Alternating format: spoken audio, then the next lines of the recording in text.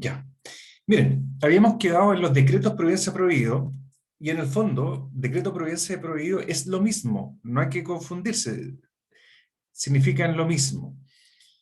Y esta es como para entenderlo y se les sea más fácil, estos decretos providencia prohibido, la verdad que no resuelven nada importante, nada de fondo, y no fallan sentencias, no falla el objeto del juicio, tampoco resuelven sobre incidentes, tampoco sirven de base para el procesamiento de otra sentencia.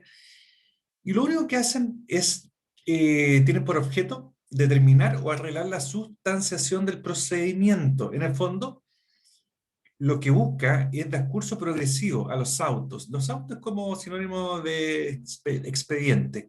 No juzga nada debatido entre las partes. Y es fácil distinguirlo porque la mayoría de las resoluciones judiciales que existen son decretos, ¿ya?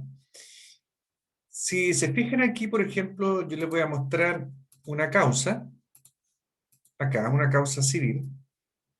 Si se fijan, acá está el ingreso a la demanda, el escrito, y después está la resolución.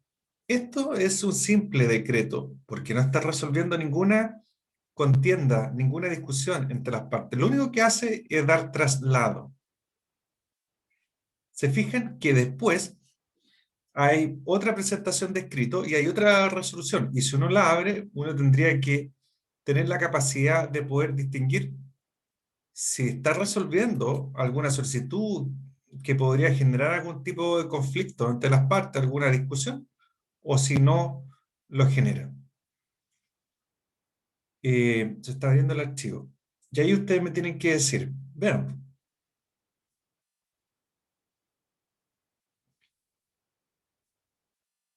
se está demorando en abrir.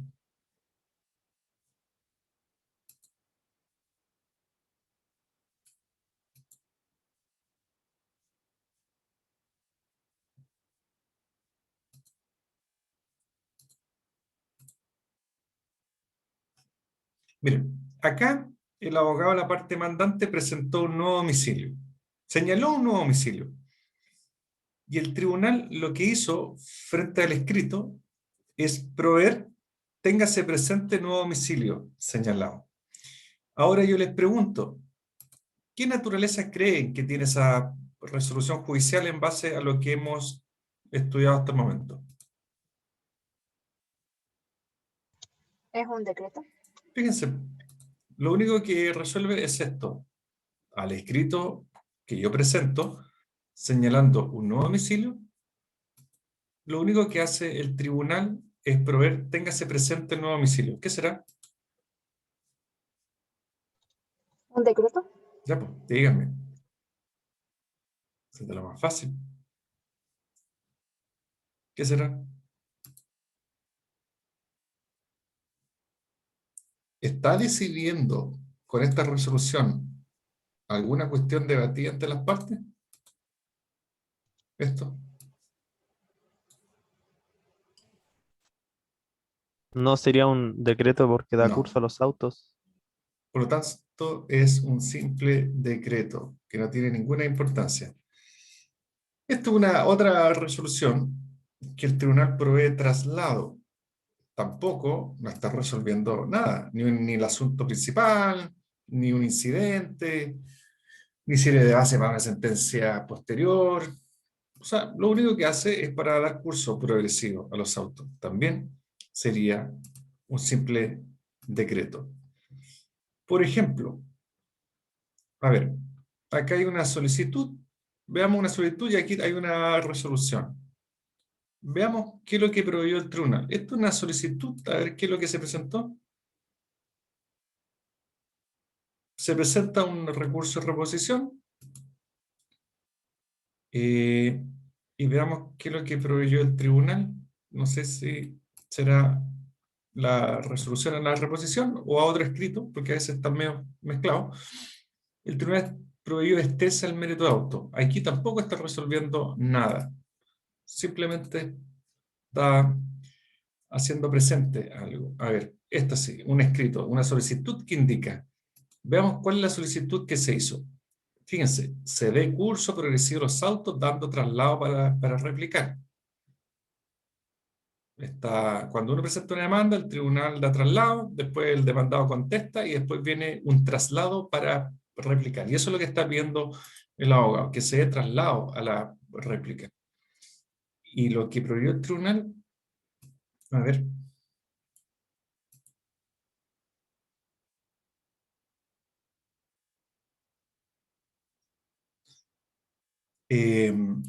no, lo que pasa es que no están alineados los escritos, pero este otro ejemplo de decreto. Alguien presentó una reposición y el tribunal proveyó traslado a la reposición. Es decir, le está dando 3 días a la contraparte para que haga presente lo que estime pertinente al escrito de reposición que presentó la parte demandante. ¿Se fijan? Traslado. Eso también es un decreto. Por lo tanto, es súper simple, no hay que analizar. Por ejemplo, ¿se acuerdan que había un escrito aquí que se pedía que se dé curso progresivo a los autos para que le den traslado a la parte demandante para replicar, para seguir avanzando con el procedimiento? Aquí parece que está la resolución y el tribunal que dice: téngase por contestar la demanda, en el rebeldía de la demanda, esto, traslado para replicar. ¿Se fijan? También sería un decreto. Bueno, eso es, po. Eso es. Es decir, la mayoría de las resoluciones judiciales son decretos.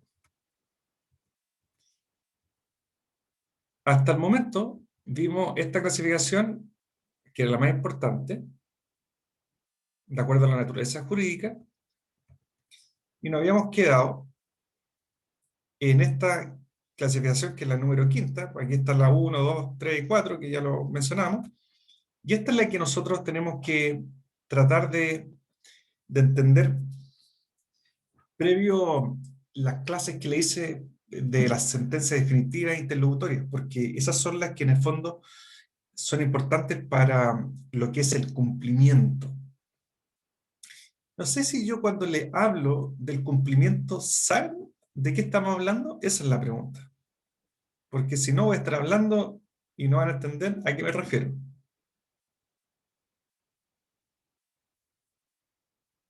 ¿Quién me puede explicar un poco qué es lo que entiende esto del cumplimiento de ciertas sentencias? ¿Se lo han escuchado o no?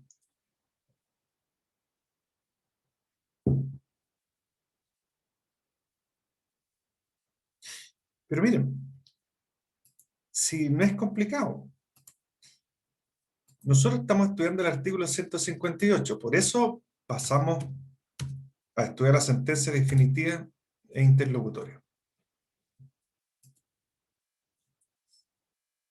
Lo que vamos a ver ahora está íntimamente ligado con estos dos tipos de sentencias: definitivas e interlocutorias. Ya, ahí me están escribiendo.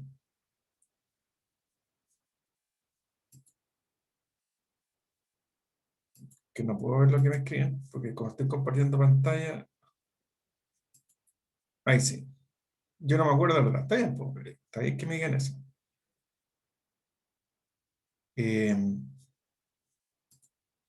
Ya, perfecto. Miren, las sentencias que nos interesa a nosotros establecer la importancia para efectos del cumplimiento, de la clasificación de cumplimiento, tiene que ver si estas resoluciones judiciales finalmente ordenan alguna diligencia o condenan, por ejemplo, a algo que uno deba cumplir. Si ustedes, por ejemplo, están demandando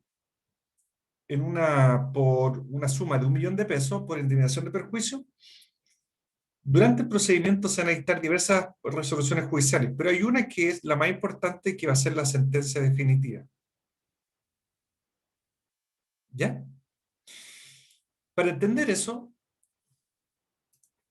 también era importante analizar esta clasificación que está acá, que aparece en una sola línea, pero esta materia se supone que ustedes la vieron a propósito de los procedimientos, en clasificación de procedimientos, ¿se acuerdan? De condena, declarativo, constitutivo. Pero si no se acuerdan, yo les voy a explicar esto un poquito antes. Las sentencias, cuando se dictan, pueden ser declarativas, constitutivas y de condena. Esta declarativa es cuando la sentencia resuelve alguna discusión que existe entre las partes y tiene que declarar un derecho. Por ejemplo, si uno demanda una nulidad de un contrato, la nulidad se estudia en materia civil, pero en la práctica se ve en los procedimientos civiles y uno demanda la nulidad del contrato. Bueno, esa sentencia es declarativa. No hay que cumplir nada. Solamente lo que hace es declarar un derecho. O por ejemplo, si uno está discutiendo, por ejemplo, quién tiene la calidad de heredero, ya, bueno, eso podría ser constitutiva. Pero quedémonos con la declarativa con ese ejemplo, para no confundirlo. Declara un derecho que está en discusión. Y la constitutiva lo que hace, no declara un derecho que está en discusión, sino lo que hace derechamente es crear un derecho, un nuevo estado. Por ejemplo, esto se ve mucho en materia de familia. Por ejemplo, en divorcio, tú estás casada y después tú te divorcias, cambias un estado y pasas a ser divorciado. Se crea un nuevo derecho. Si tú demandas por filiación y se te reconoce la calidad de hijo, cambias tu estado, se constituye un nuevo estado y serías un hijo de filiación matrimonial o no matrimonial. No matrimonial, debería ser en este caso. ¿Se fijan? Pero estas sentencias, las que estamos acá, que son las de condena, estas son las que nos interesan a nosotros para efecto del cumplimiento. ¿Por qué? Porque como son sentencias de condena, como el nombre lo dice, lo que establecen es una condena. Condenan a algo, a una prestación, a una obligación. Se le condena a. Estamos hablando en materia civil. Si yo demando por 1.000.000 de pesos y la sentencia acoge mi demanda, lo que está haciendo es condenando al demandado al cumplimiento de una prestación, de una obligación. ¿Cuál obligación? La de dar, pagar. ¿Se fijan? Es decir, estas sentencias de condena, lo importante es que llevan consigo una obligación que tiene que cumplirse. No es como una nulidad de un contrato, un juicio de simulación de contrato, donde no se condena nada, solamente se declara si está nulo o no está nulo el contrato. En cambio, la sentencia de condena sí, condena una prestación. Y esas sentencias que son de condena, que puede ser definitiva o interlocutoria, dependiendo si es el objeto del juicio o una sentencia interlocutoria, pueden cumplirse en la medida que condenen algo. ¿Ya? Y por eso nosotros estudiamos esta clasificación según el estado en que se encuentra respecto a su cumplimiento. ¿Ya? Las sentencias que pueden cumplirse son las sentencias que se encuentran firmes o ejecutoriadas. Y esas son las sentencias definitivas e interlocutorias que nosotros ya vimos. ¿Ya? Ahí alguien me habló acerca de las que generan acción para su cumplimiento. Y efectivamente son las sentencias definitivas, porque pueden condenar algo, y las sentencias interlocutorias también pueden condenar, por ejemplo, al pago de costas en un incidente que resolvió la sentencia interlocutoria. Porque en ambas pueden condenar algo. No todas las sentencias definitivas condenan algo, pero algunas sí, pues, sí, depende de lo que se está discutiendo y lo que resuelva el tribunal. No sé si se entiende eso. Y aquí la pregunta, esta clasificación surge a propósito del estado en que se encuentra esa sentencia para ver si se puede cumplir o no se puede cumplir. Imaginemos una sentencia que condenó al demandado a pagar 1.000.000 de pesos. ¿Qué sentencia va a ser? ¿Una interlocutoria? ¿Un auto, un decreto o una sentencia definitiva? ¿Una definitiva? ¿Qué naturaleza va a ser? Si la demanda es por 1.000.000 de pesos y la sentencia condena a 1.000.000 de pesos, ¿qué naturaleza jurídica tiene esa sentencia? Eso ya deberían contestarlo automáticamente. Es una sentencia definitiva. Es una sentencia definitiva. Ya. Eso. Ahora yo les pregunto, ¿qué pasa si estamos tramitando un incidente y el demandado pierde el incidente y lo condenan a pagar las costas del juicio en esa sentencia? O sea, ganó el solicitante, el que presentó el incidente, y el demandado o la contraparte perdió. ¿Qué naturaleza tendrá? Será, claro, una sentencia interlocutoria. ¿Se fijan? Esa dan acción y condenaron en costas a la contraparte. Y esa condena en costas significa que se le condena a pagar los gastos del juicio, del incidente, de esa tramitación, no del juicio principal, de lo que se tramitó ahí. Bueno, eso se puede cumplir, po. Se puede pedir el cumplimiento. Ahora la pregunta, porque contiene esa sentencia interlocutoria una condena. ¿Ah? ¿A qué? A pagar las costas, por ejemplo. Ahora, fíjense, ahí lo que me escriben está bien lo que me está escribiendo, compañero. Ahora lo que interesa saber desde el punto de vista del cumplimiento, dependiendo el estado en que se encuentre esa sentencia. Generalmente, uno asocia que las sentencias, para pedir su cumplimiento, deben estar firmes o ejecutoriadas. Cuando se habla de firmes o ejecutoriadas, es lo mismo. No hay ninguna diferencia. ¿Ya? No hay ninguna diferencia. Aquí, ¿sí? El artículo 174, ahí nos dice cuando una sentencia se encuentra firme y ejecutoriada. Fíjense todo lo que yo les he dicho está acá en el Código de Procedimiento Civil, artículo 175. Miren, las sentencias definitivas, que ya sabemos cuáles son, o interlocutorias, que estén firmes, producen la acción, es decir, te permiten ejercer la acción, por ejemplo, lo que estamos pidiendo el cumplimiento, finalmente es eso, a propósito del cumplimiento que estamos viendo, o excepción de cosas juzgadas. Lo que le interesa ahora es esto, el cumplimiento, que te da acción. Y el 174 establece la regla de cuándo se entiende que una sentencia se encuentra firme o ejecutoriada. Y aquí no dice se entenderá firme o ejecutoriada. Una resolución. ¿Se fijan? ¿Pero qué resolución? Esta, sentencia definitiva o interlocutoria. Esas son las que dan acción o excepción de cosas juzgadas. Acción, excepción de cosas juzgadas lo vamos a estudiar al final, yo creo. Pero esto es lo interesante, que ustedes ya saben el concepto de sentencia definitiva y sentencia interlocutoria, que aquí sería, como dice su compañero, la de primer grado, que establece el hecho en favor de las partes. ¿Como cuál? Que le paguen las costas, ya, listo. Esa dan acción, se puede pedir el cumplimiento.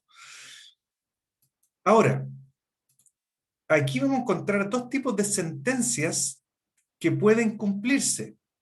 Una, son las sentencias firmes o ejecutoriadas, y una segunda clase que se denomina sentencias que causan ejecutoria. Se parecen en el concepto, pero son distintas. Ahí yo les voy a explicar. Ya, veamos el primer caso de sentencias firmes y ejecutoriadas. Estamos analizando desde el punto de vista el estado en que se encuentran para pedir el cumplimiento. Esta sí se puede pedir el cumplimiento. ¿Y cuándo? Cuando estén firmes o ejecutoriadas. Típico que aparece, no sé, hay una sentencia que condena a pagar, por ejemplo, 10 millones de pesos. Esa sentencia se dictó, una sentencia definitiva, se notificó, y por mientras, por ejemplo, existen plazos pendientes para que la parte que perdió pueda apelar.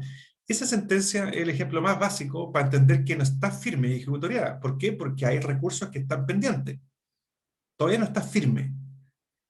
¿Se entiende, no? Ya.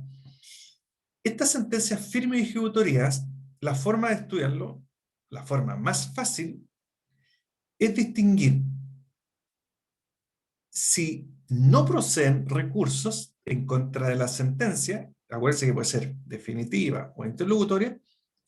Y la primera clasificación es, para entenderla más fácilmente, es distinguir si no proceden recursos. Por ejemplo, sentencias dictadas en única instancia. ¿Se acuerdan?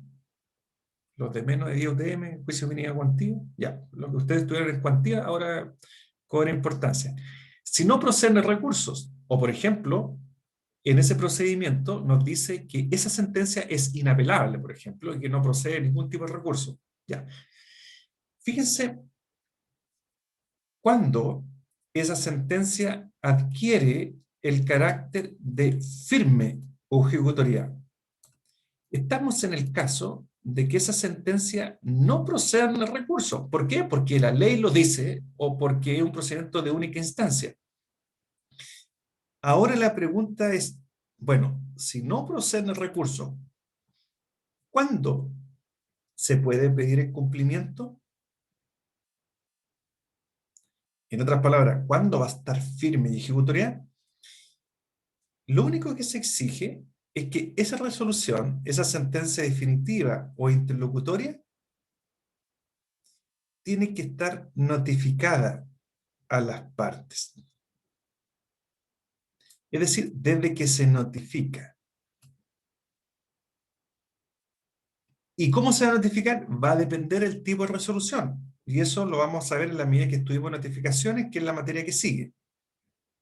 Pero yo les puedo decir que la sentencia definitiva se notifica por cédula y la sentencia interlocutoria va a depender el caso concreto en que estemos. Pero se debe notificar. Y una vez que se notifica, esa sentencia ya está firme y ejecutorial. Ejemplo. Miren. Busquemos la sentencia que está acá, que es la sentencia definitiva. En alguna parte debería estar acá. Acá. A ver. Acá. Esta es la sentencia. Acá. Esta se dictó el 25 de mayo de 2017. Imaginemos que esta sentencia se dictó este día, pero no produce su efecto. En general, las resoluciones no producen su efecto hasta que se notifiquen válidamente. Esa es una regla general. Pero esta sentencia se notifica por cédula. Es decir, imaginemos que esta sentencia es inapelable. No procede recursos. ¿Ya? Imaginemos que se notificó el 2 de mayo. Desde que se notificó, esta sentencia está firme y ejecutorial. Imaginemos que se notificó a ambos el mismo día, el 2 de junio. Por lo tanto, el cumplimiento de esta sentencia yo lo puedo pedir al día siguiente, el 3 de mayo. ¿Se fijan? Eso en el caso que no procedan recursos. Se dicta la sentencia, que puede ser definitiva o interlocutoria, se notifica y ahí está firme y ejecutorial. Fácil entenderlo viendo así el ejemplo. Estamos hablando en el caso que no procedan recursos.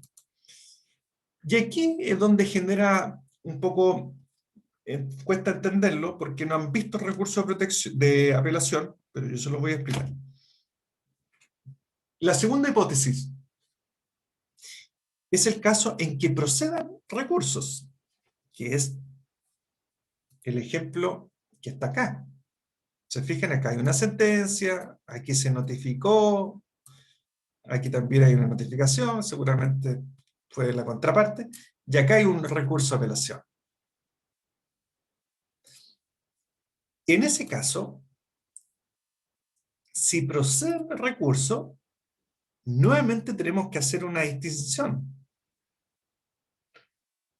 Si se han deducido los recursos, es decir, como por ejemplo aquí, se presentó recurso de apelación porque procedía, aquí esta sentencia firme, o sea, esta sentencia definitiva o interlocutoria va a quedar firme una vez desde que se notifique a las partes del decreto que ordena cumplirla, que es el cúmplase que pronuncia el tribunal de primera instancia. Eso, si lo leen y se lo aprenden así, no lo van a entender. ¿Qué va a hacer John? Se lo voy a dejar para... Voy a dar vuelta a esto para hacerlo, vamos a ir por lo más fácil a lo más difícil. Ya.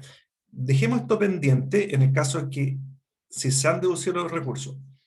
Volvamos de cero. Si procede el recurso, imaginemos que el plazo para apelar, en realidad no es que imaginemos, el plazo para apelar es de 10 días de la sentencia definitiva. ¿Ya? Pongamos la situación de que no se presentaron los recursos en el plazo de los 10 días. Es decir, imaginemos que esta sentencia se dictó el 25 de mayo de 2017 y se notificó, por ejemplo, a ambos el 2 de junio, el día 3 de junio sería el primer día de los 10 para apelar. Pero imaginemos que transcurren los 10 días y ninguno apela. ¿Ya? En esa hipótesis estamos. ¿Cuándo va a quedar firme esta sentencia? Desde que transcurran todos los plazos que la ley concede para su interposición. Por lo tanto, imaginemos acá, se dictó la sentencia, se notificó a ambas partes el 2 de junio, para ver cuándo se vence el plazo de los 10 días, habría que ver el calendario, habría que ver los plazos, si hay días hábiles, hay feriado o no, pero imaginemos que sea el 14 de junio. El 14 de junio. Ahí se venció el plazo, ya. Ahí, al vencer el plazo, ya se puede cumplir porque ya la sentencia se considera que está firme y ejecutoria y podría pedirse cumplimiento al día siguiente del vencimiento del plazo. Al día siguiente, porque el día que se le vence, el plazo sigue vigente hasta las 12 de la noche, habría que esperar el día siguiente. En ese caso, si se trata de una sentencia definitiva y no se presentaron los recursos dentro del plazo, en el caso de la sentencia definitiva, se exige que el secretario del tribunal certifique el hecho de no haberse interpuesto los recursos y que el plazo para ello se encuentra vencido. ¿Qué se hace en la práctica? Si estuviéramos acá, imaginemos que el 14 se venció el plazo, la parte que le interesa, generalmente el demandante, si es que le fue bien, va a presentar un escrito pidiendo que se certifique que la sentencia se encuentra firme y ejecutoriada, ya que pasaron los plazos y no se presentaron recursos por ninguna de las partes. Se necesita esto, el certifíquese es una certificación. Va a aparecer en el expediente una certificación. Aquí no hay certificación. Fíjese, mira, aquí hay una certificación. Esto, a eso me refiero.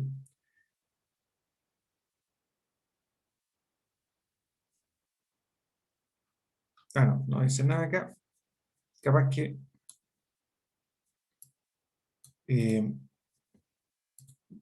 decía en la parte de certificación, A ver si esto es una certificación. Ya, esto es una certificación, no es el caso, pero esto es una certificación.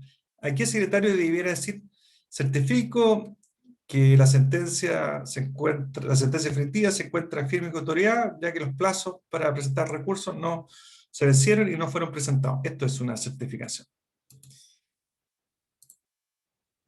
No sé si les quedó claro este caso. Es más fácil.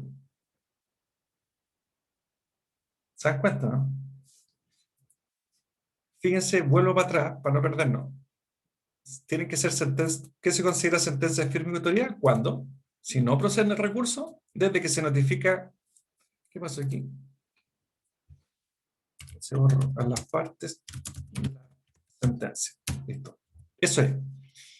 Lo más fácil. Y después pasamos al caso que si proceden el recurso, si no se deducieron, va a quedar firme desde que transcurran todos los plazos que la ley concede para su interposición. 10 días, sentencia definitiva, 5 días, sentencia interlocutoria. Y si es una sentencia definitiva, tiene que estar en una certificación del secretario del tribunal, que certifique que se encuentra firme y ejecutoria. Bueno, y aquí esto es lo más complicado entenderlo, porque a veces, mi experiencia ya de años, en el examen y todo, los estudiantes te repiten esto de memoria, y yo les pregunto qué es lo que es esto, y me dicen, no tengo idea, profesor. Ya, eso a mí no me lo pueden contestar porque yo se lo voy a enseñar bien. Y si tienen duda, me tienen que preguntar. Fíjense esta situación. Aquí estamos en el caso más común. Se dictó la sentencia.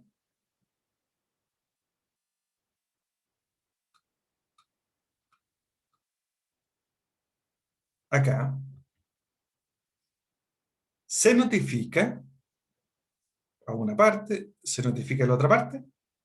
¿Y qué hizo? Dentro de plazo, se presentó un recurso de apelación. Apela. Apelación. ¿Por qué? En este caso era el demandante, porque la sentencia condenó al demandado, pero lo condenó a una menor suma de dinero que la que se demandó. Para que entiendan, fíjense que esta apelación, este recurso de apelación, está presentado en la causa, en el tribunal. Acá, en este tribunal, en el 30 Juzgado Civil de Santiago. Está presentado aquí. La apelación no se presenta en la Corte de Apelaciones, se presenta aquí, en el mismo tribunal. Fíjense lo que tiene esta apelación.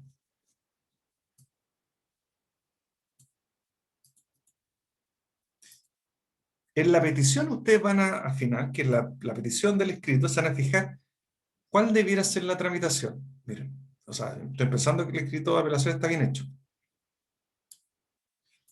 Miren, yo le pido al tribunal, al juzgado civil, al de primera instancia, le pido tener por interpuesto el recurso de apelación en contra de la sentencia.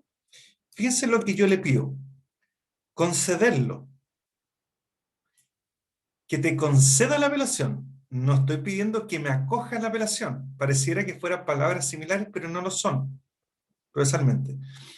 Yo le pido que me conceda la apelación y ahí van a fijarse ustedes cuál es la tramitación de la apelación. Yo le pido conceder la apelación, dándole tramitación, que corresponde, y elevando a una altura, que va a ser la Corte de Apelaciones, elevando los autos al tribunal de alzada. Autos es sinónimo como de expediente.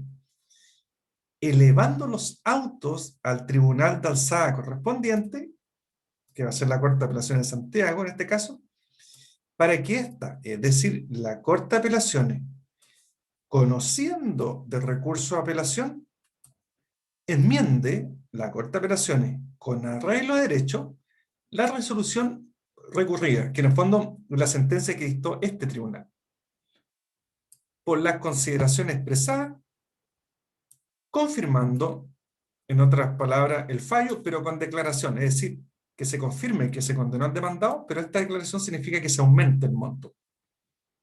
ordenando en definitiva el pago de la indemnización de perjuicio, evitar la demanda. Ya. ¿Se fija, no? Eso es lo interesante de la tramitación, del recurso de apelación. Yo le pido que me lo conceda, que le dé tramitación y que eleve los autos.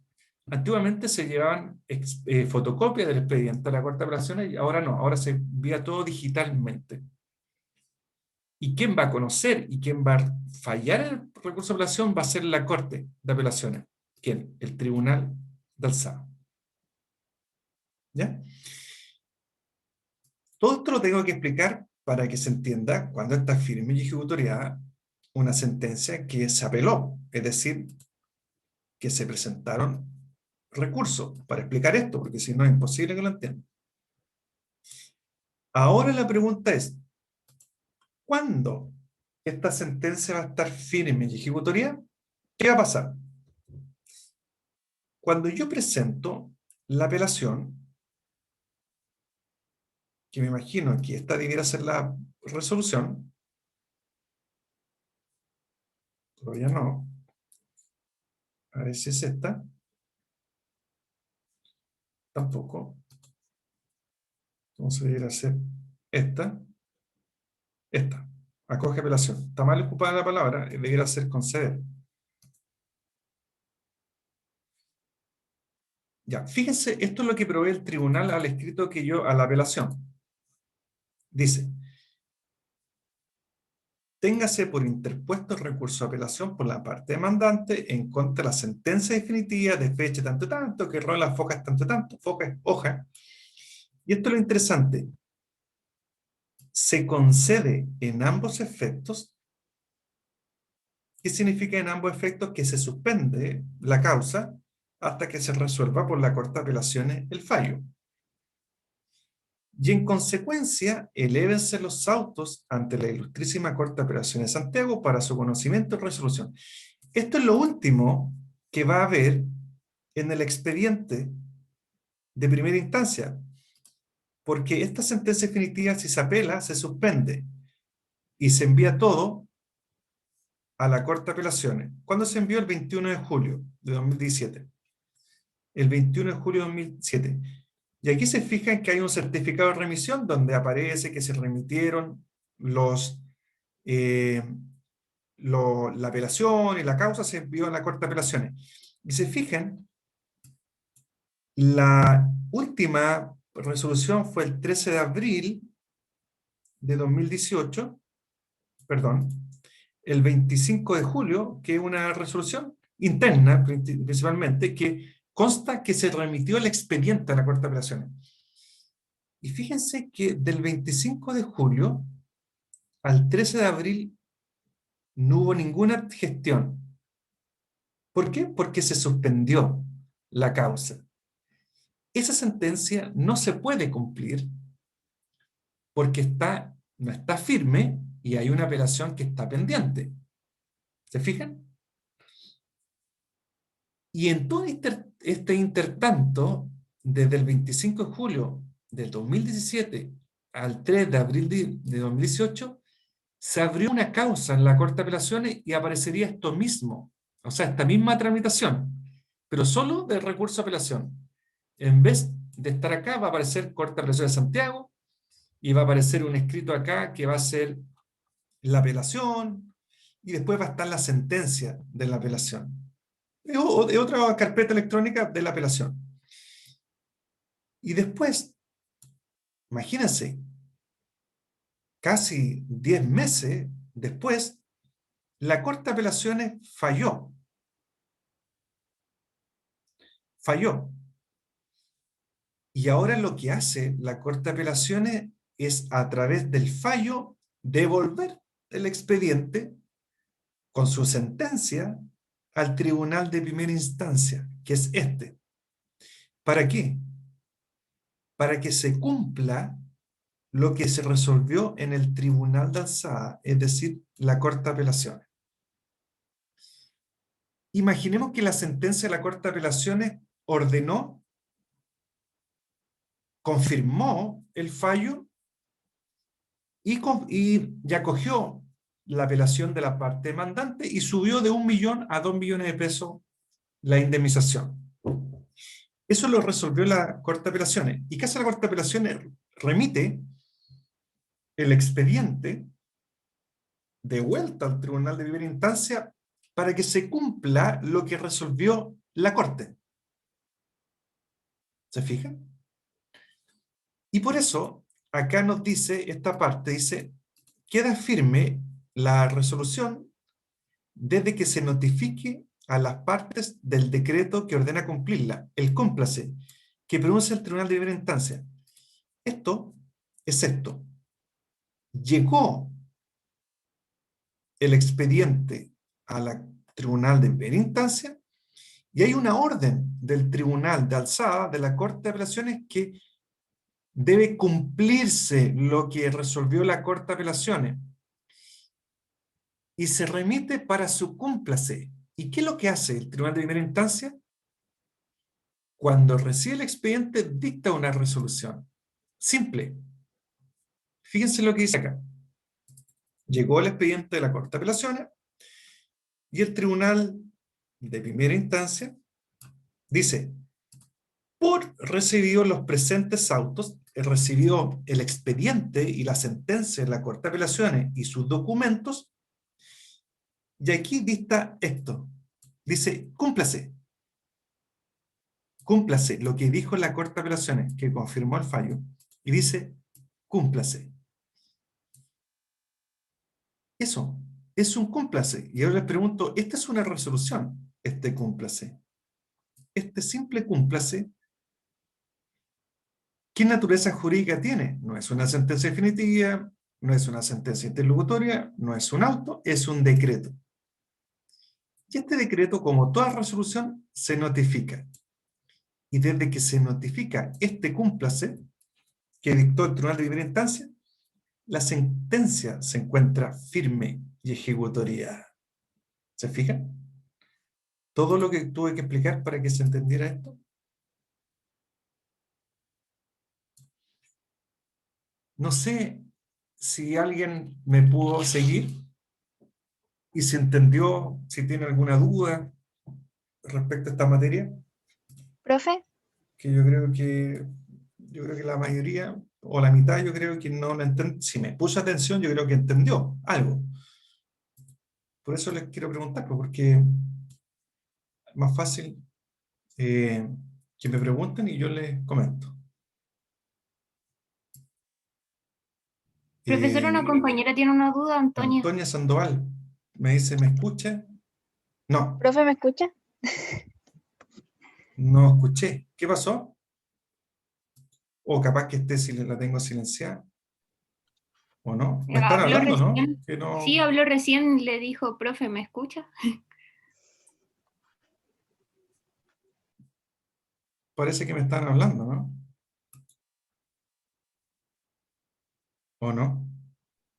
Sí, No, profe, le están hablando, pero parece que no las escucha. O no sé si es en general o solo a la compañera.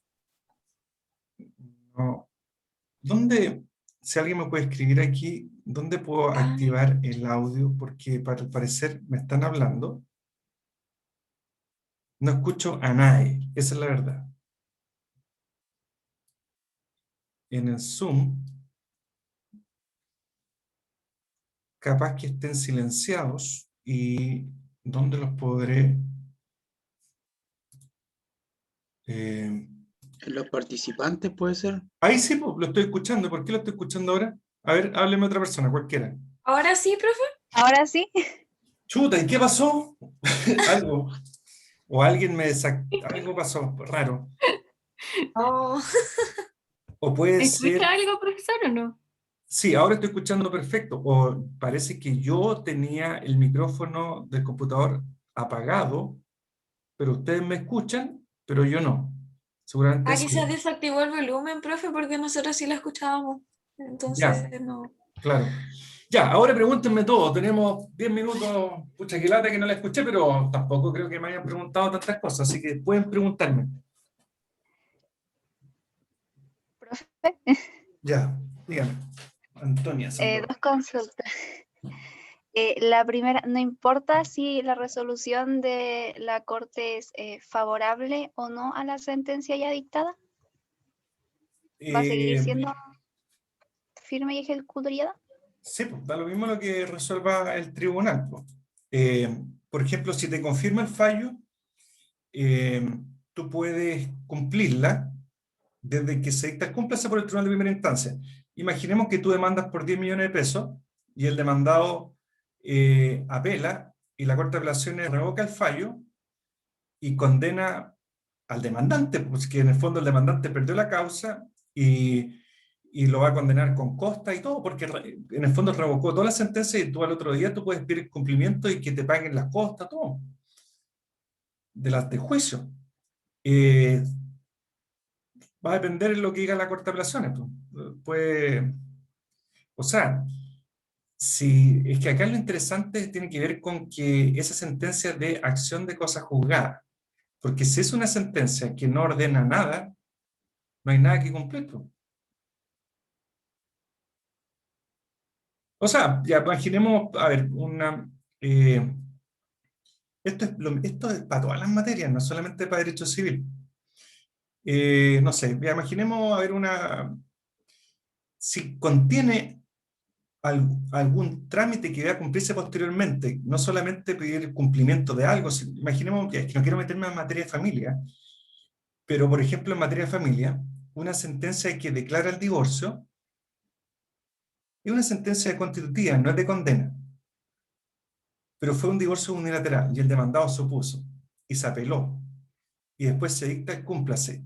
Claro, ahí tú no tienes no hay condena nada al demandado para que cumpla con algo. Pero sí, igual se dicta el cúmplase. ¿Por qué? Porque vienen unas gestiones viene una gestión administrativa, hay que inscribir la sentencia y todo, y eso solamente se puede hacer en la medida que la sentencia está firme, ejecutoriada, y se dicta el cúmplase. También es otro ejemplo, que no exclusivamente es de condena a una prestación, sino también hay algunas sentencias que requiere, sobre todo en familia, alguna gestión administrativa, las filiaciones, adopción, y todo se va a poder hacer en la medida que la sentencia esté firme y ejecutoriada.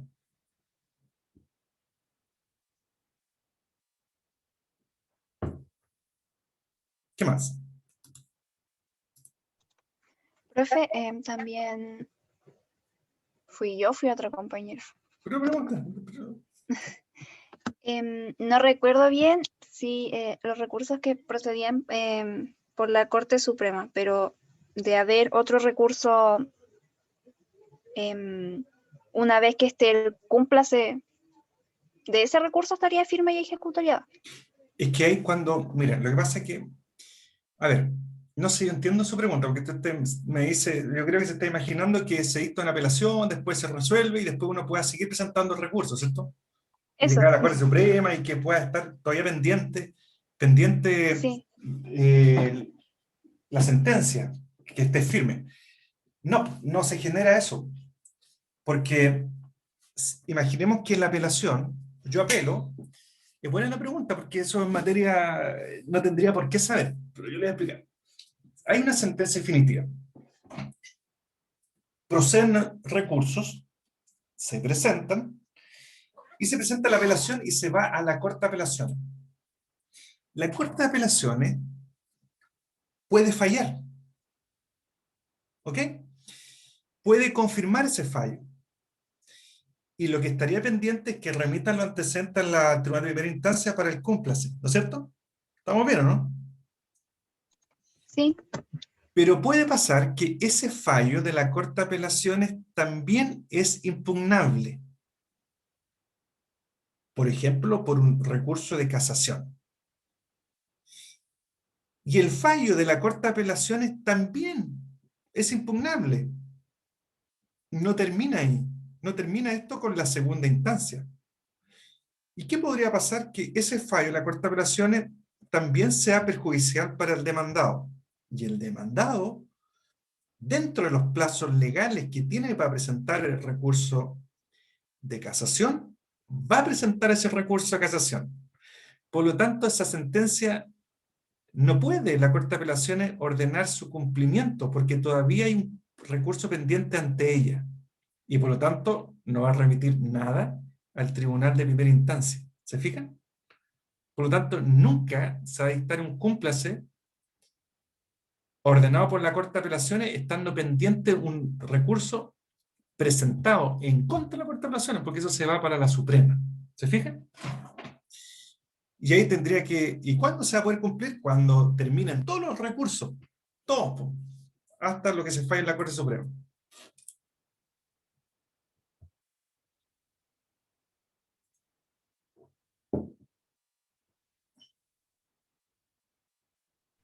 Gracias, profe. Ya, ¿qué más? Esa es una buena pregunta.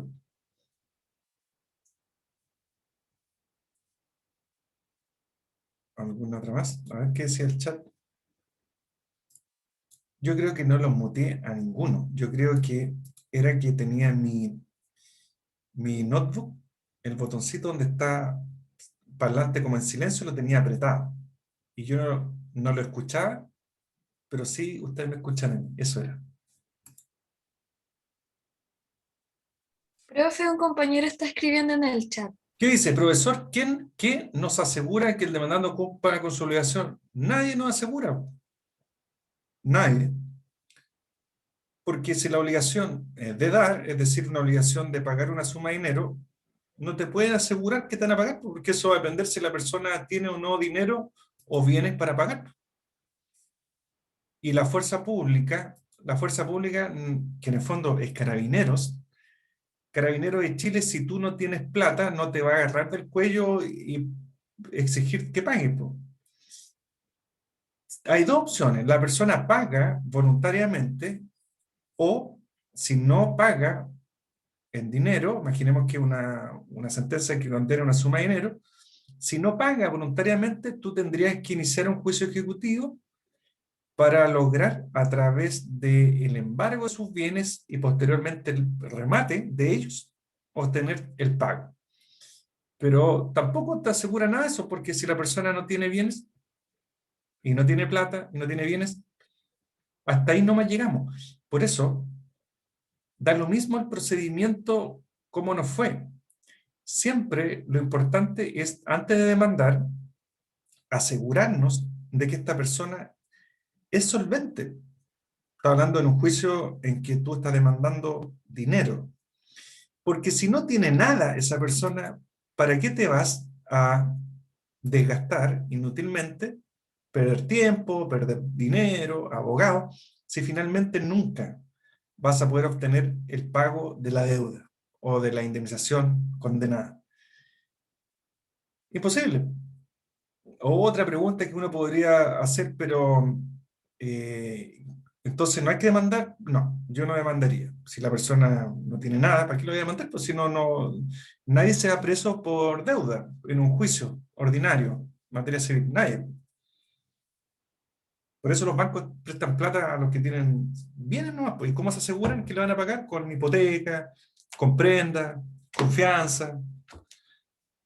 Y nosotros, ¿qué podría pasar? Que nosotros demandemos en un juicio, o todavía no demandemos, y sabemos que esta persona tiene bienes, pero tenemos sospechas que los va a vender, por ejemplo. Bueno, hay mecanismos que se denominan medidas prejudiciales, que se piden antes del juicio, incluso sin notificación del demandado, para que esos bienes queden con una prohibición de enajenación. Eso es lo que se hace, pero tiene que tener bienes, si no tiene, no tiene sentido.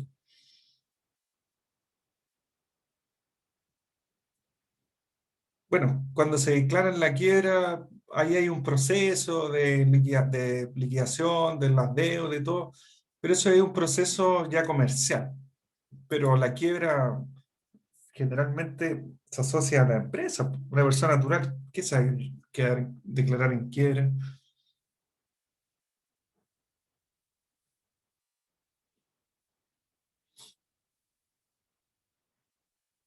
Profe, quería hacerle una pregunta. ¿Mm? En la parte donde presenta el recurso, le pide al tribunal como que ayude a darle movimiento a este proceso. Está entablando en ese momento la apelación en el tribunal civil, eso no lo entendí muy bien. Sí, po. Cuando se dicta la sentencia, tú te notifican, tú apelas, ¿no es cierto? Dentro del plazo legal. ¿Dónde apela? ¿A qué tribunal? ¿Dónde presenta el escrito? ¿Al de primera instancia o a la Corte de Apelaciones? ¿Dónde se presenta? Yo lo presentaría a la Corte de Apelaciones, el recurso. No, po. Pues ya yo por eso tienen que estar atentos en la clase para que no vuelvan a estudiar. Cuando tú presentas la apelación, acá, aquí está el recurso de apelación, este es un escrito, está en la causa, pues si esta es la causa, estamos en el tribunal de primera instancia. ¿Qué es lo que hace el tribunal después que revisa el recurso de apelación? Lo remite a la Corte de Apelaciones materialmente, y la Corte de Apelaciones va a fallar el recurso, pero donde tú lo presentas es el tribunal de primera instancia, que es el juzgado civil en este caso. Ahí está, po, ahí está el recurso de apelación. La apelación no la falla el tribunal de primera instancia. Lo único que hace el tribunal de primera instancia es revisar si se cumplen con ciertos requisitos formales principalmente, por ejemplo, si está dentro de plazo, si tiene los fundamentos, tiene peticiones concretas, se admite apelación, pero temas de forma. Y si pasa ese filtro, es decir, cumple con esos requisitos, ¿qué hace el tribunal de primera instancia? Eleva los autos a la Corte de Apelaciones. Y ahí la Corte de Apelaciones empieza a conocer la apelación. Y después devuelve los antecedentes al tribunal de primera instancia para que se dicte el cúmplice. Y ahí se dicta el Sí, cúmplice. eso lo entiendo, me queda claro. ¿Y cómo sería el de segunda instancia? ¿Cómo? ¿El de segunda instancia qué cosa? Presentar un recurso en segunda instancia mismo. se presenta Ahí mismo, se presenta ahí mismo. en el mismo tribunal de primera instancia. No, pues, ahí ante en segunda instancia. En la Corte de Apelaciones. Sí. Sí, pues. Porque la Corte Suprema no tiene ninguna información de la causa.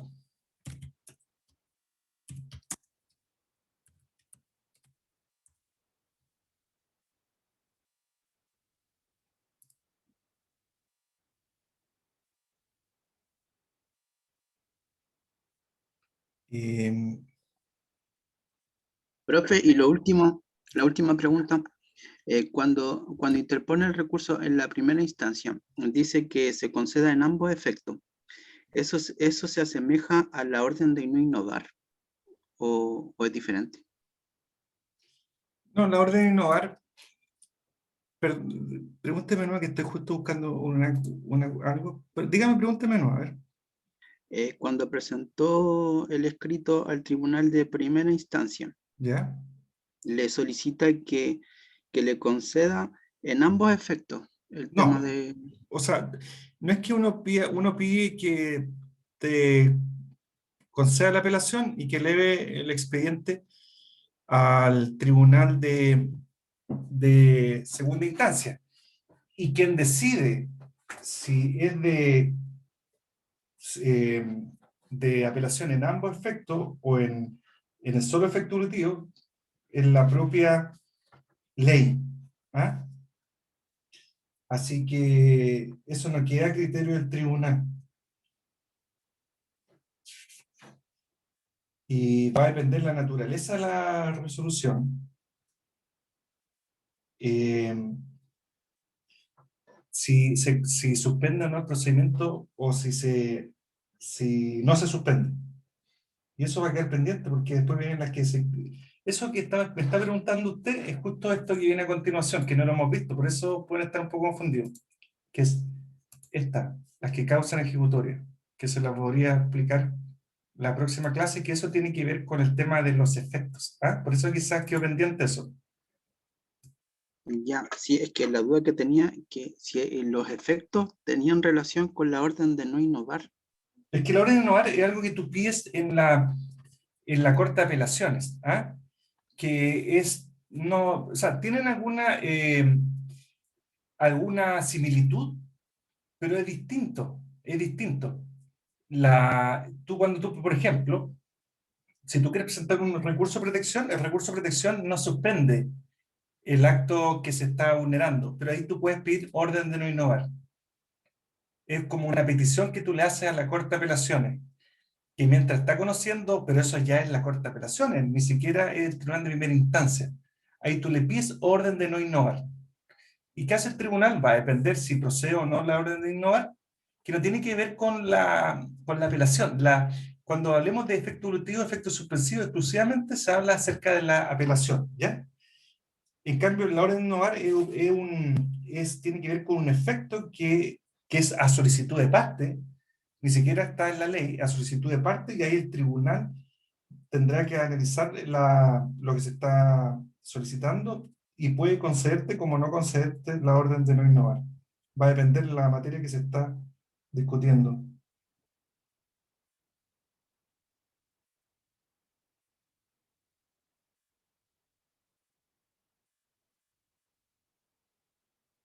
Gracias, profe. Miren, en el recurso a casación, el recurso debe interponerse por la parte agraviada ante el tribunal que haya pronunciado la sentencia de que se trata de invalidar para ante aquel que quien corresponda conocer de él conforme a ley. Por eso el recurso a casación, si lo dicta la Corte de Apelaciones, la sentencia, esa que por ejemplo confirmó o revocó el fallo, tú presentas la casación ahí. Y eso después se va a la Corte Suprema.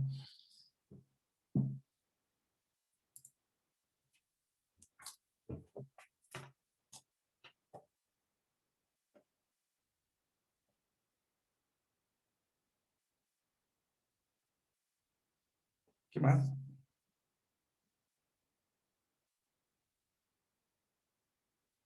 ¿Alguna otra duda? No sé si me están escribiendo ahí.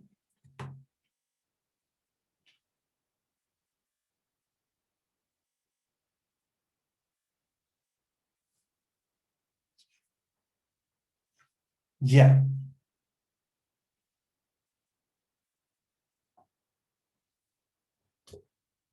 Estaríamos entonces, quedaría pendiente esto de las que causan ejecutoria, que lo vamos a ver la próxima clase, y ahí vamos prácticamente a terminar esta clasificación, y después va a venir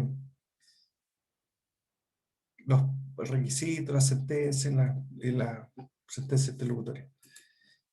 Ya pues, jóvenes, nos vemos, que estén bien. Chao, profe, gracias. Chao, profesor, Chao, gracias. Profe. Chao.